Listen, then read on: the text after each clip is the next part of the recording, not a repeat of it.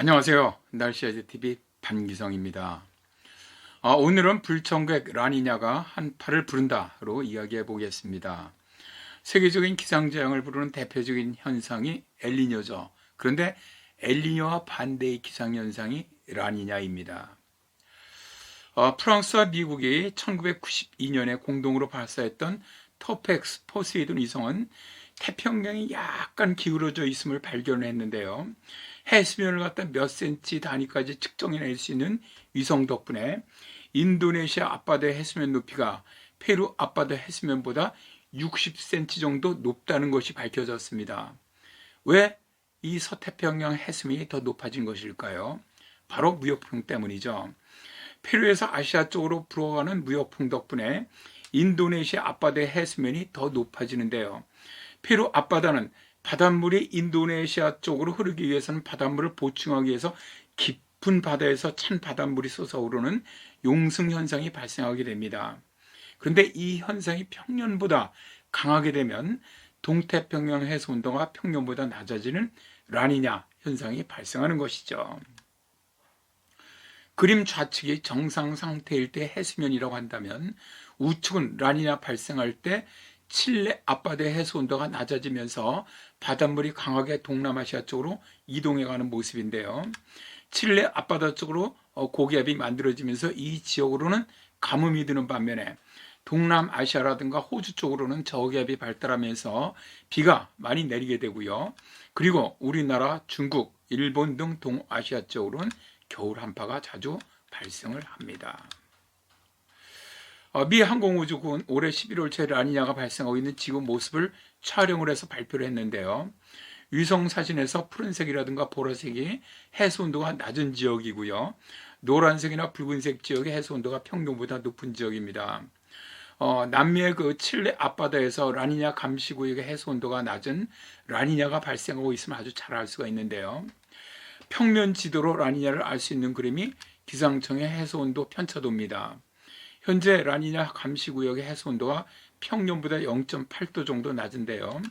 라니냐는 평년보다 0.5도 이상 해수 온도가 5개월 이상 낮은 상태가 지속될 때 라니냐라고 부르죠. 그런데 세계 모든 예측기관들은 올겨울에 라니냐가 더욱 강해지고 지속될 것으로 지금 나오는 그림처럼 예측하고 있습니다. 최소한 라니냐가 내년 3월까지는 지속될 것으로 보고 있는데요. 이렇게 라니냐가 발생하면 무슨 일이 발생을 할까요? 미 국립해양대기청은 라니냐가 12월부터 본격적으로 발생하면서 내년 2월까지 지속될 확률이 87%에 달한다면서 주의보를 발령을 했습니다. 미 해양대기청의 마이크 할퍼 부국장은 라니냐로 인해서 북반구의 겨울이 혹독하게 춥고 눈이 많이 내리는 겨울이 될 것으로 경고를 했는데요. 대개 라니냐가 발생을 하면 북극 한파가 내려오는 지역이 동아시아, 유럽, 북미 동부 지역인 경우가 가장 많이 발생을 합니다. 그러니까 이 지역으로는 눈이 더 많이 내리고 추울 것이라는 거죠. 일본 국가기상청은 11월 5일에 올겨울이 끝날 때까지 라니냐 현상이 지속될 것이라는 전망을 내놓았는데요. 기온 저하 그리고 강설량이 증가할 것으로 예측된다고 발표했습니다. 그래서 한기가 내려올 경우 동해상에서 만들어진 눈구름의 영향으로 폭설 가능성이 높다고도 예측을 했는데요. 일본 농수상, 그러니까 우리나라 말하면 농업부 같은 데죠. 폭설이 내릴 경우에 대비해야 한다고 강조를 하면서 폭설로 인한 하우스 붕괴 등을 줄일 수 있는 정보를 누리집을 통해 공개하기도 했습니다. 11월 21일 중국 기상청도 올겨울 한파가 강할 것으로 예측을 했습니다.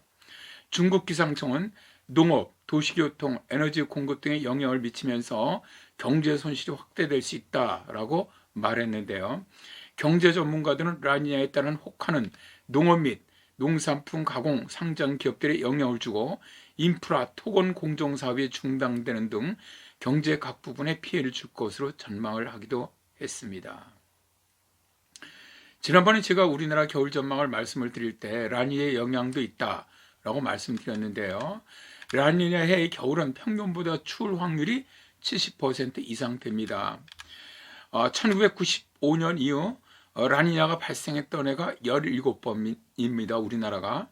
근데 이 중 평년보다 겨울이 추웠던 해는 12번으로 70% 정도 되고요.